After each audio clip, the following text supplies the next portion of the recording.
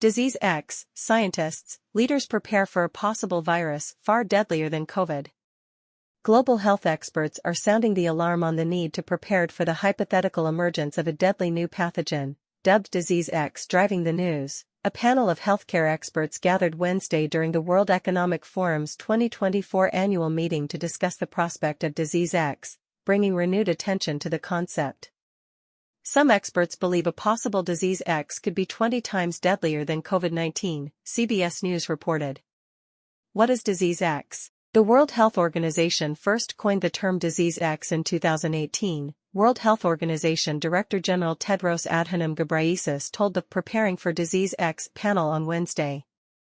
According to the WHO, the term represents the knowledge that a serious international epidemic could be caused by a pathogen currently unknown to cause human disease. In 2022, the WHO convened over 300 scientists to look into 25 virus families and bacteria and create a list of priority pathogens that should be further researched. The list included Disease X, to indicate an unknown pathogen that could cause a serious international epidemic. Between the lines, Disease X is a placeholder for unknown disease, Tedros told the panel, noting that COVID-19 could even be considered the first Disease X. And it may happen again, he added. How will Disease X emerge? While it's ultimately unknown where Disease X will come from or when it will emerge, some experts have theories. Disease X is likely to be a respiratory virus, Amesh Adalja, a senior scholar at the Johns Hopkins Center for Health Security, told CBS News. The virus could already be in circulation among animals but hasn't yet transferred to humans. That could be bats like COVID-19, it could be in birds like bird flu, or it could be some other type of animal species, swine for example, he said. COVID-19 will not be the last Disease X.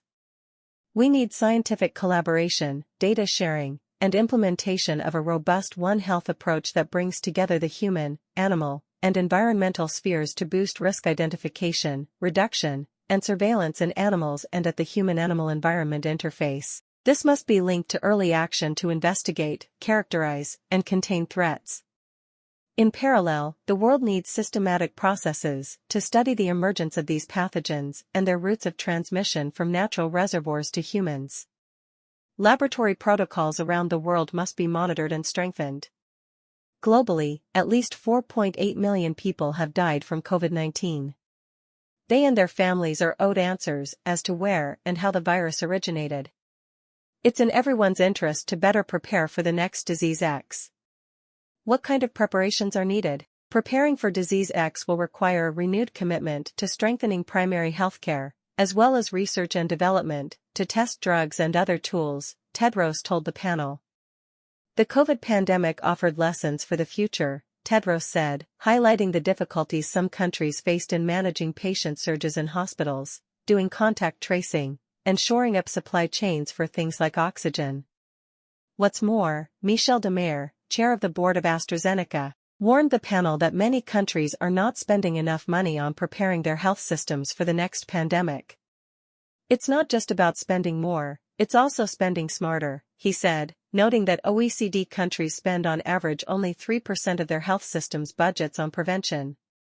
Obviously, if you spend so little on prevention, you end up spending the majority of your budget on hospitalization and only treatments, he said.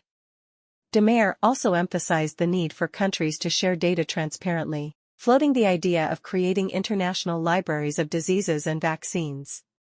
Ghebreyesus said the WHO, in partnership with other global organizations, has already put initiatives in place in preparation for the next major pandemic or epidemic.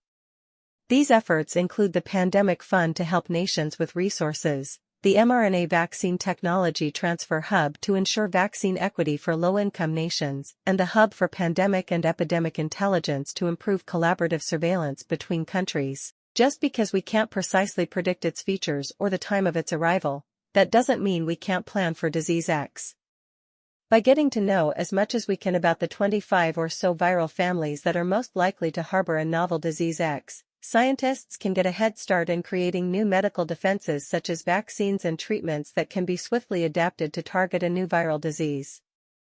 CEPI's 100 Days mission is a plan to make new vaccines against known or novel infectious diseases within 3 months of their pandemic threat being recognized. Preparedness should start with strong primary healthcare and preparations at the community level, said the WHO Director General. High-income countries were surprised because their investments in the last many decades were on high technology, cutting-edge technology in tertiary services, even robotic surgery, but their investment in primary healthcare was not there, he said. Even some countries couldn't do contact tracing. So to prepare countries, I think renewed commitment to strengthen primary healthcare is very important. The WHO, the World Bank, and other partners set up a pandemic fund in 2022 to help low- and middle-income countries with preparedness for emerging pathogens. COVID-19 has highlighted the pressing need for action to build stronger health systems, said World Bank Group President David Malpass in a statement that year. Investing now will save lives and resources for the years to come.